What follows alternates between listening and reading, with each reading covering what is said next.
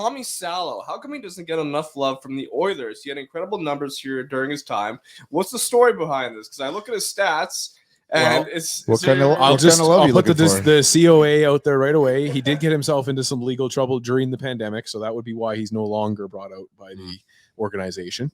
But before that I think it's, as Oiler fans, we love Tommy Salo, but Tommy had one of the biggest, I would say, like mental downfalls as a goalie in hockey history. You're watching one right now. Went from the peak of being one of the top 5 goaltenders in the NHL to not in about a span of a year, all thanks to, and people just point at it as the moment when Belarus wired a shot off of his neck and it went in the net. His career definitely turned there, but he was never a top 5 goaltender in the league. He was considered it. Look at the names that are around back then. There's Hall of Famers back then. There's more than 5 Hall of Famers. I would say Tommy Salo was right in there, and maybe I'm glossing over it because I'm an Oilers fan and I wanted to. I agree. Listen, he did a lot of good things for us, and we were still a underdog team because the salary cap wasn't in yet. We're still trying to fight our way up. We're a little Mac from Mike Tyson Punch Out.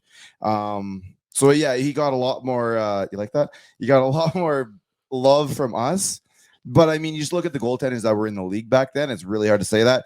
But it's I don't like, what kind of love are you looking for? What are you missing out on? Like, would you say like he never really gets put into the same compared to like Rolson, for example, 2006. Without that, but regular season numbers wise, Rolson wasn't that great. Rolson, well, yeah, afterwards, correct. But the team wasn't either.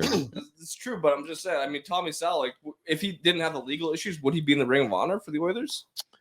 No, not yet. There's only only 2 votes in. The ring. What kind of trouble has a lot of bit of trouble. He was, I believe, drinking and driving allegedly. In my opinion, was the accusation.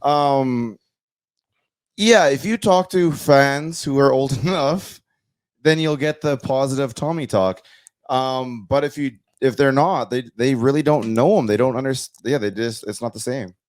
Yeah, and you don't have 2006 on it, so. Yeah, I was also just looking at the numbers and compared them to the goalies after Tommy Salo. He had pretty solid numbers from that era compared to now. 100% he did. So it's interesting. Also, was it normal for goalies to play like 70 games back then? Yes. Yeah. Okay. Yeah, the gone of the days of seeing a goalie play more than like 50 games now. I just remember like Martin You'll Brodeur. catch someone like 60, 62, but yeah, those are like 3 Martin guys. Brodeur at his peak when he like played literally every game outside of like a small He hit like 70 something. But it was also normal to have 3 goalies carried on the roster and only have 1 for the shootout. That was normal. Just don't forget that. Shout out to Mike Marsden. From 1996 to 2008, there was only 1 season where Brodeur didn't play 70 or more games, and he played 67. Wow. That is just but incredible. I love because these goalies, those goalies are sitting around on their couch and they're doing the exact same thing that the old NBA players are doing. Like, why do you guys need rest? Like, Brodeur's out there, like 70 some odd games now. That's insane. That is why the most breakable record in all of NHL history is nothing Gretzky did. It's Glenn Hall playing 580 consecutive games as a goalie. That will literally, like, there's no scenario where that ever happens again in the NHL. How many games? Like 580. So we're talking about like 7 seasons. Yeah, no. North of 7 seasons while the game is. Goalies can barely play 7 straight games right now. Never mind 7 straight seasons. We're talking about Stu being like, hey, he's played 8 in a row. Like, you got to settle it down. 580. All right. Thanks, Waz. Yeah, no worries at all. There you go. That is your Can You Help Me Understand? Brought to you by. No, it's not. What is it? Can you clear that up for me? Can you clear this up for me? Wrong show. I like that you got jumped on by 2 people for that. Signature segment. And neither of them were was. It's the signature segment. Tough luck. Not a bit. Tough luck. Did you know Glenn Hall played for the Edmonton Flyers? I did, actually. What were his numbers? Can he play now? He played 63 games, 70 games is 66, but his only stats for 1 year, and it only shows his goals against average. 283 on 66 games. Not bad. Back in that day, pretty good. That's the year numbers were invented.